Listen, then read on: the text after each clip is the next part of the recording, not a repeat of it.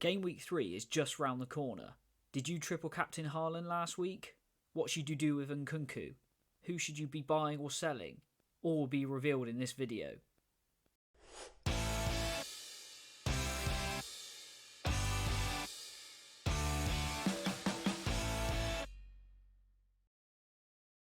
Hello guys, welcome back to the channel. Today we're going to be looking at my Game Week 3 team selection, but first let's recap Game Week 2. What went well, what could have gone better, who the standout players are, and which ones you should be targeting. Game Week 2 was a great one for me, and it comes down to one man, Erling Haaland. I decided to triple captain him, and he got 51 points on his own. It was always going to be an option for me to play my triple captain this week on Haaland. He had one of the best single game week fixtures in Ipswich, and he ended up scoring a hat-trick. Quite a few factors came into my decision. Like I said, the easy fixture against Ipswich. Also the fact that at the moment there's no Champions League, there's no midweek games. Haaland always seems to start the season on fire.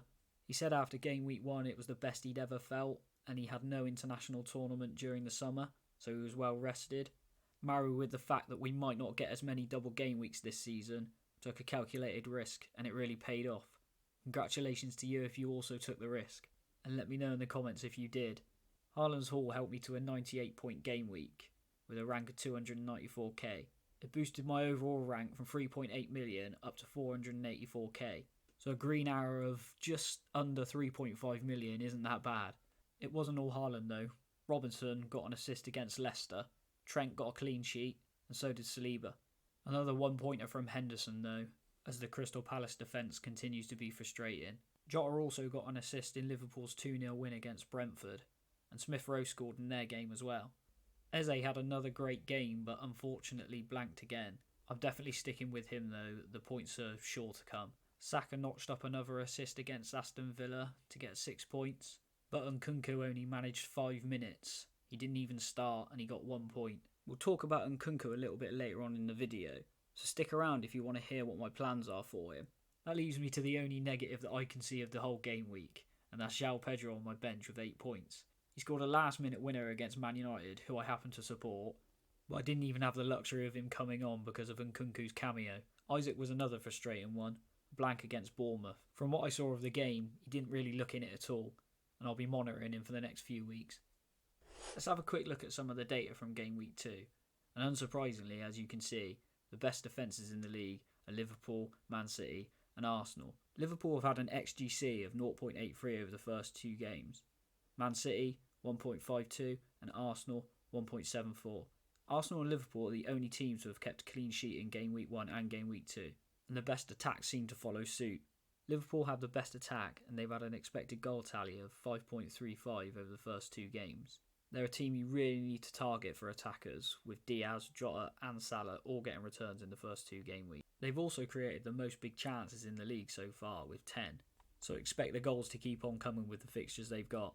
Man City are the second best attack in the league with an expected goals tally of 4.15, but unlike the Liverpool attack where the goals are being spread out, Haaland's getting most of the goals for Man City. Man United have the third best attack with an XG of 3.85. Unfortunately, it just doesn't seem like they can finish their dinner. They seem to be getting really good chances but being quite wasteful. If you watch the game, you'll know there was an unfortunate moment where Garnacho's shot just clipped Xerxes as it went in and he happened to be offside. Complete accident, he was just sliding for the cross before, but typical United luck at the moment. As expected, Haaland tops the XG charts. He's got an XG of 2.12. He also tops the goal involvement chart, 2.20, but he's followed by Semenyo of Bournemouth with 2.0. He could be a great budget option, and I'll talk more about him later in the video. The best expected assist stats still with Trent at 1.53 and still followed by Maddison 1.36. They both seem like the most creative players in their teams and great assets to have. Although Trent actually hasn't got any attacking returns so far this season, and he's come off in the 78th minute in both games for Bradley. So if that carries on, it might be an idea to downgrade to another Liverpool defender like Van Dijk or Robertson for 1 million cheaper. Now let's move on to the hot topic of the game week, and that's what to do with Nkunku. I know quite a lot of people would have started with him because of his price, but for me, what we've seen over the first 2 game weeks with the limited minutes and the lack of returns, he's a priority sell. and I'm going to run you through who I think some of the best options to replace him. I think the best budget option, if you don't have the funds, is just to go for Rodgers at 5 million. He's the best value for money, and he started both the games and played all the minutes in the first 2 game weeks. At the time of recording, over 350,000 managers have transferred him in, and you can see that Aston Villa have a great fixture swing in game week 3. They play Leicester, Everton, Wolves and Ipswich in the next 4. All teams that have been shipping goals at the start of the season. The next and best option for me, if you have the money, is to go for Eze. Now, I know he hasn't returned this season, but he's been extremely unlucky. And if you didn't start with him, now would be a great time to get him in. If you didn't start with him, I think the stars have aligned for you. 2 weeks where he should have got returns, realistically. He's been playing amazing. And now you can get him in after missing the 2 blanks. And I'm almost certain he's going to start returning soon. And they actually just played against Norwich on Tuesday in the Carabao Cup, where he got a goal and an assist. If only that could have been in the Premier League. Nevertheless, it just shows he's on great form. Despite all that, he's probably actually due to reduce in price to 6.9 in the coming days. So if you haven't put anyone in yet for Nkunku and you've got the funds, I'd wait until he drops. Save yourself 0.1 million. I also think Semenyo would be a great differential option at 5.5. He's only owned by 2.5% of managers. And like I said earlier on in the video, he's only second to Haaland in expected goal involvements. He's already returned twice this season, with a goal against Forest in game week 1 and an assist against Newcastle in game week 2. And he's played 180 minutes, so he's absolutely nailed on. And he seems to be Bournemouth's go-to man now that Solanke's gone. I personally sold Nkunku before his price drop, and I brought in Rodgers, mainly for the fixtures. And I just don't want to look past a £5 million starter. Anyway, with all that said, let's not just focus on one player. Let's talk about some of the players I think you should target for the next few weeks, and that seem to be performing quite well. If you don't already own him, Robertson at 4.5 million is a great option because of Fulham's fixtures. They play Ipswich next, and he returned with an assist in the last game against Leicester. I'd also look at targeting the Villa defence because of the fixture swings in game week 3. I'll pop the fixtures up now, but as you can see, they've got Leicester, Everton, Wolves and Ipswich all in the next 4. Konza looks like a great option at 4.5, but another great option at just 4 million is Nedeljkovic. He's been playing at right back during pre-season, and Unai Emery seems to like him. And now with Matty Cash's injury, he seems like he might be getting some minutes. Be a great time to get him in if you've got somebody like Barco just sat on your bench for 4 million. Moving on to some of the midfielders I think you should keep on your watch list. And looking at these list of players, I can now see that these are probably good options to replace Nkunku as well. Gibbs White is a great option with Nottingham Forest's fixtures. He's a guaranteed starter and takes all their set pieces.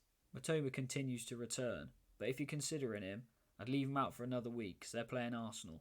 And Smith Rowe has had over 650,000 managers put him in this week, and I'm not surprised at all. And with Fulham fixtures, he's a great option. He has only been playing about 60-65 minutes in both games though, but I think those minutes will rise. Keep an eye on Mbeumo, as well as Visser actually. If Ivan Toney leaves, they're the 2 main men up front, but I would leave it till about game week 6 when they've got their fixture swing. If, like me, you're looking to wildcard in game week 6, then I'll definitely be putting at least one of them in. If you want to see a game week 6 wildcard draft, just let me know in the comments down below and I'll get right on it. Now the strikers, and I just spoke about Visser briefly, but I think the main striker to target is Watkins. He's actually been struggling in front of goal recently, but he's getting really good opportunities, and with their fixture run coming up, he's just bound to get some returns. I'm actually considering getting him in game weeks 5 and 6 to replace Haaland when Haaland plays Arsenal and Newcastle. Now you might think one player's missing out here, and that's Madueke. He scored a hat-trick against Wolves, but I just can't see that happening every week. He had an XG of less than 1, and Wolves actually had a higher XG than Chelsea in the game, despite Chelsea scoring 6 goals. I just think it's one of those rogue results, and they won't make a thing out of it. Of course, keep an eye on him, and if he carries on with the goal-scoring form, then he could be a great option. But just give it a few more weeks. Right, well, you've listened to me ramble on enough about Game Week 2, so let's look at my Game Week 3 team selection. As I said earlier in the video, I transferred Nkunku out for Rodgers before their prices changed. The change leaves me 1.5 million in the bank for future transfers, and I'm starting with 3-5-2 this week. Henderson's in goal again against Chelsea despite their poor form defensively. I just don't have another option. I also think there's more important things to prioritise than taking your goalkeeper out and using a transfer. Robinson starts in defence against Ipswich away. Let's hope he can carry on and get some more goal involvements. I'm starting Trent against Man United away, and Saliba makes up the defence against Brighton at home. Now, Brighton could be a tough fixture. They've been scoring a lot of goals, but I'm backing the Arsenal defence over Everton's, even though they're playing Bournemouth. Everton have had a terrible start to the season, so I think it's the right decision to leave Mykolenko on the bench. Jota's my Liverpool midfielder, and I don't know how to feel about whether I want him to get any returns or not. As a Man United fan, when Liverpool are playing against you, you kind of just don't want anyone to score. So if he blanks, at least I won't be completely unhappy. Rodgers comes in against Leicester away for Villa's fixture run, and Smith Rowe's playing another promoted side in Ipswich. We're sticking with Eze against Chelsea. Chelsea haven't been great defensively, so hopefully he can kick off his season with a few attacking returns. And Saka makes up the midfield against Brighton. Haaland will be getting the captain's armband again against West Ham away. A tougher fixture than Ipswich, but Man City always seem to do well against West Ham. And Isaac makes up the 11 with a tough game against Tottenham. I've decided to go with Isak over Pedro, so I think Arsenal's defence slightly edges Tottenham's, and the fact that Newcastle are the home fixture. So that's the team for Game Week 3. Let me know what you think of it down below in the comments. And if you like the content, please like the video and consider subscribing for more insight into the FPL world every week. Crossing my fingers for some big scores this week and hope you all get a green arrow. I'll catch you in the next one.